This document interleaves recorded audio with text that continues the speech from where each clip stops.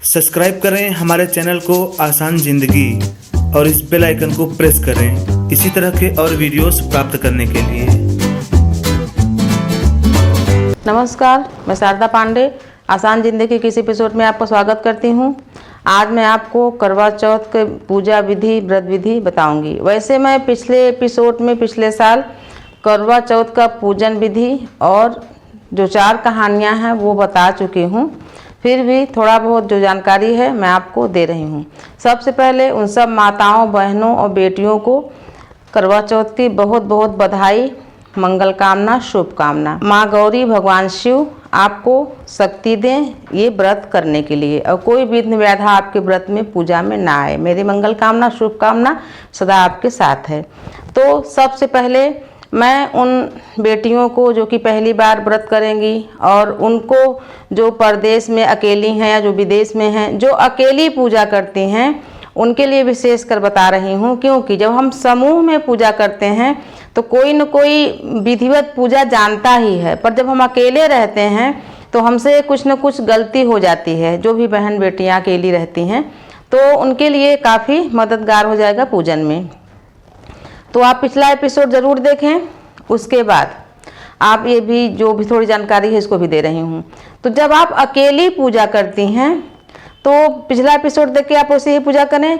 तो जो महिलाएं जो अपनी थालियों को बदलती हैं, तो आप अकेली हैं तो कैसे बदलेंगी, और जो माताएं थालियों को बदलती हैं उनको भी बता रही हूँ कि हमेशा बाएं से दाएं तरफ थाली बदली जाती है। यानी कि जो हमारा बायां हाथ है इस तरफ से ऐसे करते हुए बदलेंगे, फिर हम दाहिने हाथ में लेकर जितनी भी बार, 4 बार जितनी भी बार करते हैं उसको करना चाहिए। परिक्रमा भी जब हम लगाते हैं तो बाएं से दाहिने तरफ परिक्रमा लगाते हैं, दाहिने से बाएं तरफ उल्टा माना जाता है, ऐसा नहीं करना चाहिए।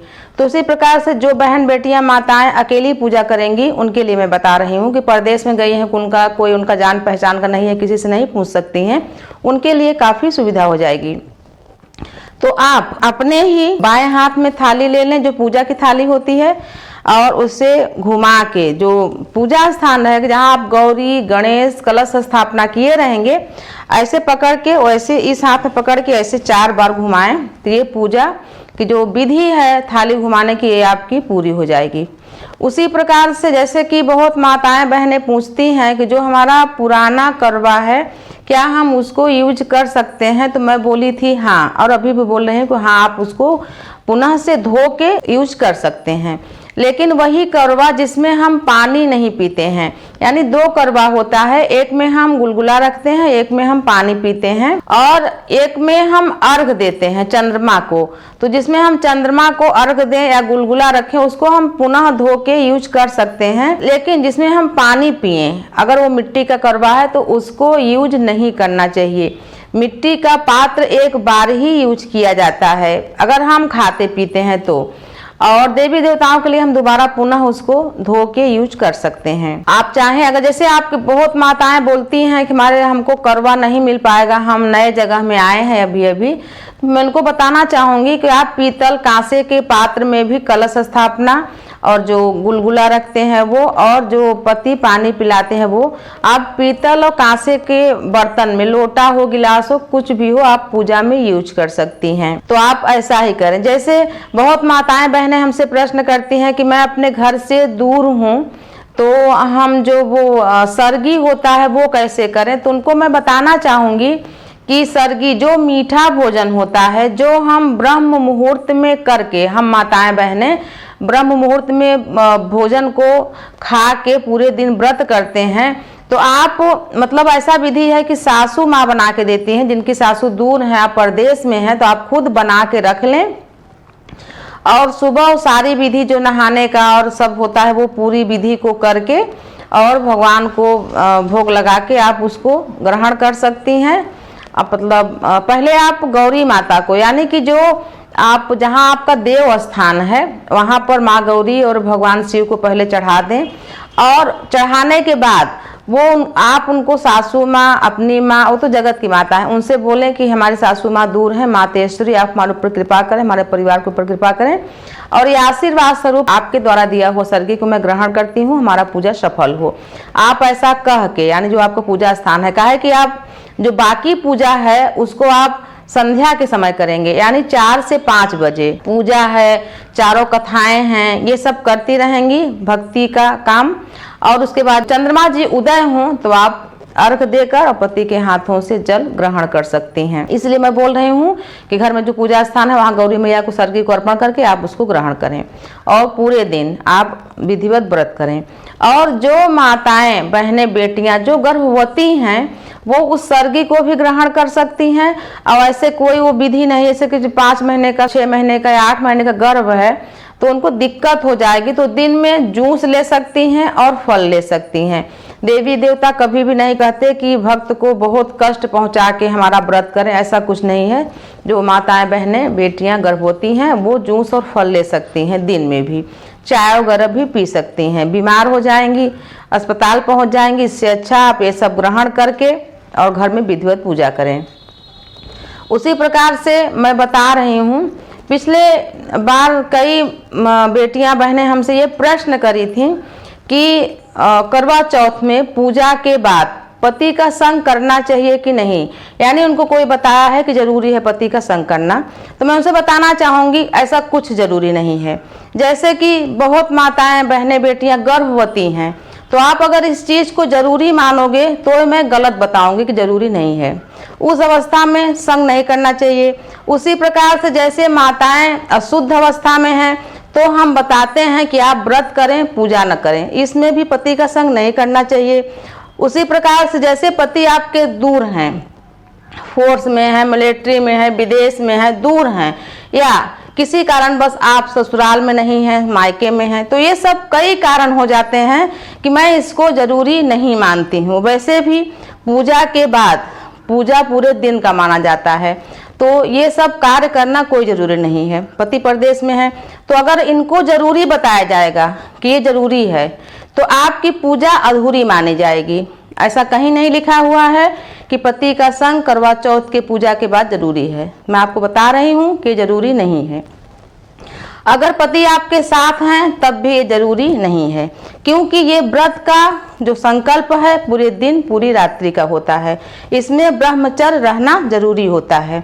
उसके बाद जैसे पूजा के बाद जो विधि होती है दान की, वो सुबह की जाती है। दान के बिना पारण तो आप चंद्रमा को देख के कर सकती हैं, फिर जो दान होता है दूसरे दिन जब सूर्य उदय होता है तब पूजा को पूर्ण माना जाता है। उसी प्रकार से जैसे तमाम जो बेटियां हैं जो नई, जो पहली बार पूजा करेंगी, उनको और सारी विधियों को नहीं मालूम है, तो मैं बताना चाहती हूँ कि इस दिन और कई विधि हैं जो कि वर्जित कार्य में आते हैं, तो आपको मैं इसी में बता दे रही हूँ कि क्या नहीं करना चाहिए करवा चौथ के दिन। तो करवा चौथ के दिन यानी कि जो आप, जैसे कि आप वो ग्रहण करती हैं सर्गी, उसके बाद आपको कोई अशुद्ध कार्य नहीं करना चाहिए, जैसे कि झाड़ू पोछा, जूठा बर्तन धोना और जो कार्य अशुद्ध होते हैं। अशुद्ध मतलब जैसे कि ये सब आप नहा के ही सर्गी ग्रहण करती हैं, उसके बाद इन सब कार्य न करें, इसके पहले कर लें, और बाकी भोजन वगैरह बनाने का कार्य आप कर सकती हैं। उसी प्रकार से माताएं, बहनें, बेटियां सब जानती हैं कि करवा चौथ के दिन किसी भी चीज़ को जो काटना होता है, जैसे सब्जी है, कपड़ा है, ये सब काटना नहीं चाहिए। सिलाई, बुनाई, कढ़ाई नहीं करनी चाहिए। जो माताएं मतलब इस कार्य को करती हैं, उनका प्रोफेशन है इसका करना, सिलाई, बुनाई, कढ़ाई जो करती हैं, वो भी आज के दिन बंद रखें, इन कार्यों को न करें। उसी प्रकार से जैसे कि कोई भी चीज़ है काटने छाटने का, ये बिल्कुल ना करें। सब्जी ना काटें, सिलाई बुनाई कढ़ाई ना करें, और बाल तो बिल्कुल कटाना ही नहीं चाहिए। कई माताएं बहनें बोलती हैं कि इस दिन ब्यूटी पार्लर जाल के बाल, नाखून, ये सब वो भाव वगैरह बनवाती हैं, ये नहीं करना चाहिए। आपको करना है तो एक दिन पहले कर सकती हैं। उसी प्रकार से विधि में ये भी है कि अगर कोई व्यक्ति सोया है तो उसको जगाना नहीं चाहिए, और कहते हैं कि कोई रूठा है तो उसको मनाना भी नहीं चाहिए, यानी किसी भी कारण से कोई रूठा है तो आप उसको न मनाएं।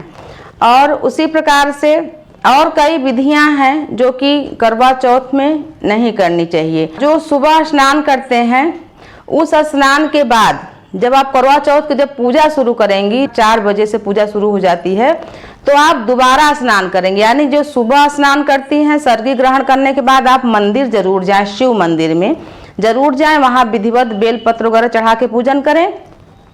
उसके बाद जब दोबारा जब पूजन करती हैं 4 से 5 बजे के जितने समय तक कर सके, चंद्र उदय तक आपको करना चाहिए, तो पुनः नहाएं और नहाने के बाद पूजन में पूरा श्रृंगार करें। जो भी नई चूड़ियाँ, मेहंदी, महाउर, पाँव में महाउर जरूर लगाएं।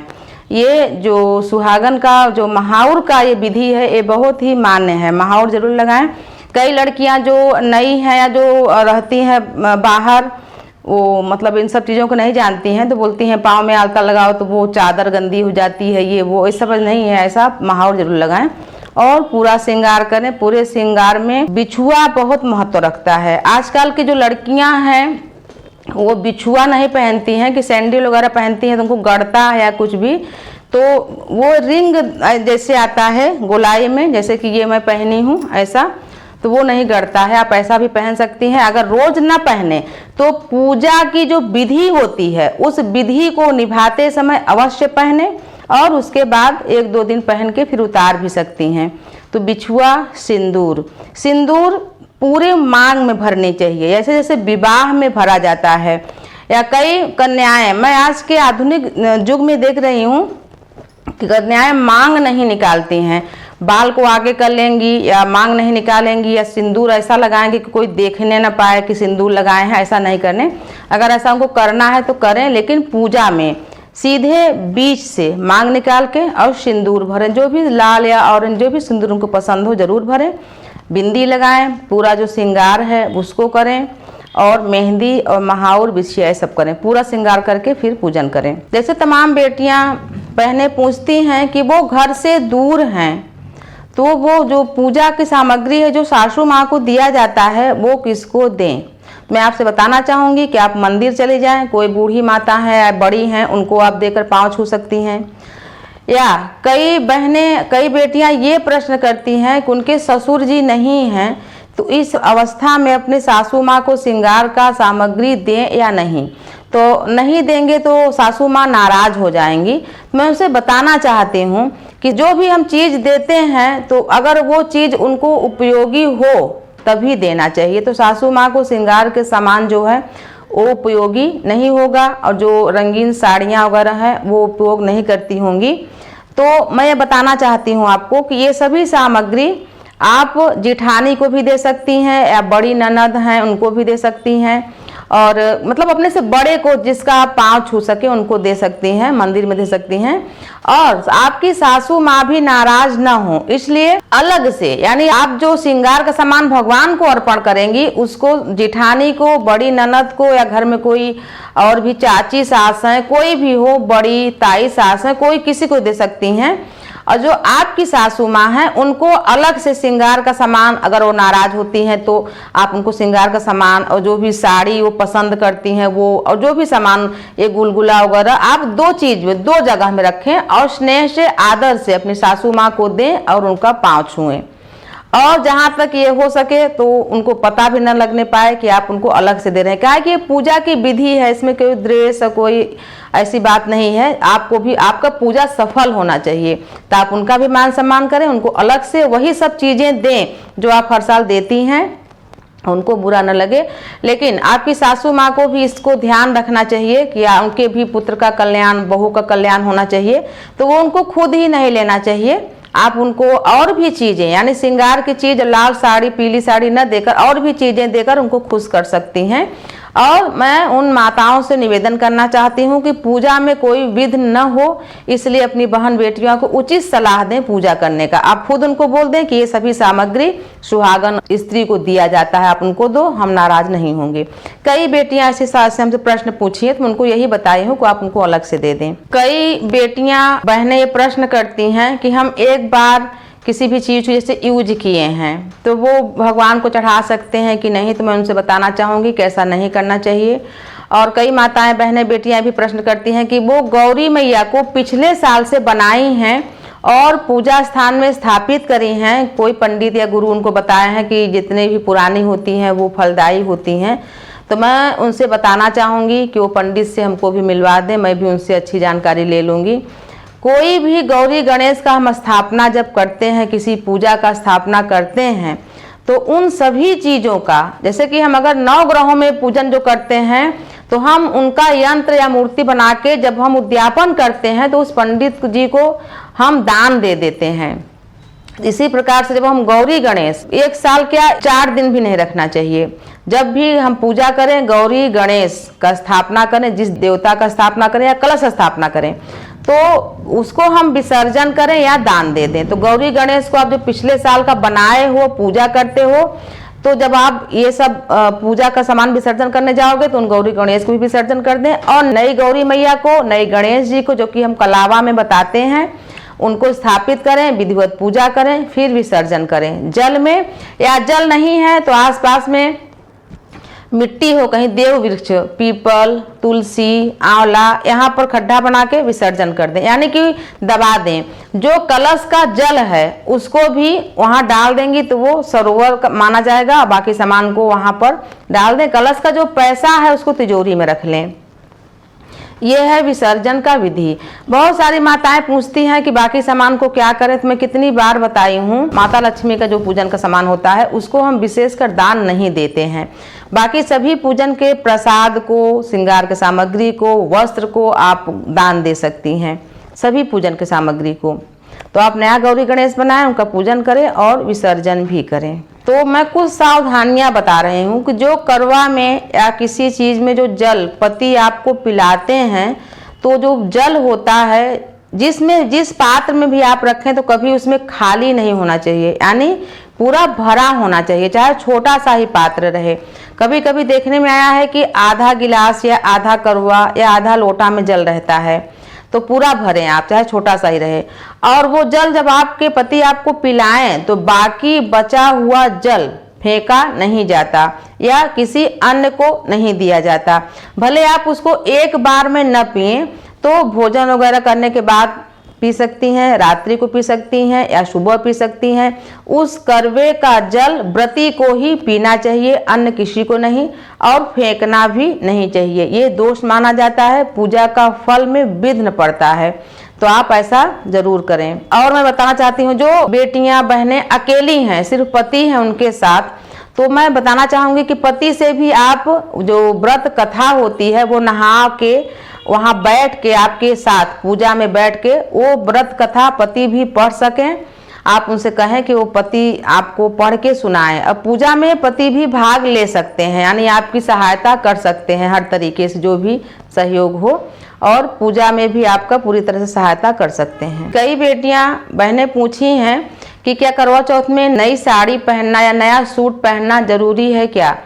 तो ऐसा कुछ जरूरी नहीं है। आपके पास शुद्ध और स्वच्छ धुला हुआ कपड़ा भी है, सूट हो या साड़ी हो, तो आप उसको भी पहन सकती हैं। लेकिन देवी देवता को जो चढ़ाया हुआ, जैसे कि हम देवी देवता का जब पूजा करते हैं तो कोई भी श्रृंगार का चीज या कपड़ा या जो भी हम पूजा में एक बार भगवान को चढ़ा देते हैं, तो दोबारा उसी चीज को किसी और पूजा में नहीं चढ़ाना चाहिए। या तो उसको खुद यूज कर लें या दान दे दें। तो जैसे कि आप श्रृंगार का सामान, कई माताएं बहनें ऐसा करती हैं कि वो पहले चढ़ाए रहती हैं तीजा में या किसी भी पर्व में, तो उसको दोबारा करवा चौथ में या किसी भी पर्व में चढ़ा देती हैं। तो ऐसा नहीं करना चाहिए। कम से कम भगवान का जो अर्पण करते हैं आप भगवान को, श्रृंगार की सामग्री हो या कपड़ा हो, तो नया होना चाहिए। चढ़ाने के बाद आप या तो खुद यूज करें या घर में किसी को दें या दान दे दें। पूर्णतः हर चीज नया होना चाहिए। गौरी गणेश, कलश, कलश का कई भाई हमसे मतलब कई बार बताएं इस चीज को कि जो कलश का बर्तन होता है, यानी कि वो मिट्टी का हो, कांसे का हो, तांबा का हो, तो वो उसको नहीं बोलते कि उसको नया होना चाहिए, पर उसमें डालने वाला चीज, सिक्का, सुपारी, जैसे मैं सिक्का को बताती हूँ कि कलश का सिक्का तिजोरी में रख लेना चाहिए, तो पुनः उसी सिक्के को दोबारा कलश में नहीं डालना चाहिए। वो चांदी, सोना या किसी भी धातु का हो। नया सिक्का होना चाहिए, नई सुपारी और नया जो हल्दी होता है, ये सब नया होना चाहिए। कलश में जो कलावा होता है वो अगर पहले से बंधा हुआ है तो उसको आप छोड़ के नया कलावा बांधें। हर चीजें नई, नया नारियल, नारियल पर कपड़ा बंधा जो बांधते हैं वो नया होना चाहिए। और जो सिंदूर वगैरह जो हम पूजा में इस्तेमाल करते हैं वो मार्केट से सभी चीज़ें नई मंगानी चाहिए। और जब भी हम इन सब कामों को करें तो उन देवता का स्मरण करते रहें कि हम इनको गौरी मैया को, गणेश जी को या शिव जी के लिए मंगा रहे हैं। तो इन सब चीज़ों को नया, जब हम पुराना चढ़ाया हुआ चीज़ को चढ़ाते हैं तो उसको यूज या जूठा किया हुआ माना जाता है। जैसे हम किसी को दे दें और दोबारा हम उसी चीज़ को किसी और को दें तो ये अपमानजनक माना जाता है कि किसी का और दिया हुआ चीज़, जैसे हम देवी देवता को अर्पण कर दिए तो भगवान उसको ग्रहण कर लेते हैं। तो जब भी आप पूजा करें तो सब चीज़ें नई होनी चाहिए। जो कलश के नीचे गेहूं या चावल होता है, माताएं पूछती हैं कि उसको क्या करें, तो उसको उस देवता के संबंधित हम पक्षियों को या किसी जीव को डालें या हम दान दे दें। तो मैं आपको बता रही हूँ करवा चौथ का पूजन विधि, व्रत और दान का भी काफ़ी महत्व है। दूसरे दिन दान करके ही पारण करें। और आगे भी जो भी व्रत पूजन का जो विधि है, जो त्यौहार आ रहे हैं, सभी का वीडियो हम आपको दे पाएंगे तो जरूर देंगे। तो आप हमारे साथ बने रहिए और देखते रहिए आसान जिंदगी। तब तक के लिए नमस्कार। सब्सक्राइब करें हमारे चैनल को आसान जिंदगी और इस बेल आइकन को प्रेस करें इसी तरह के और वीडियोस प्राप्त करने के लिए।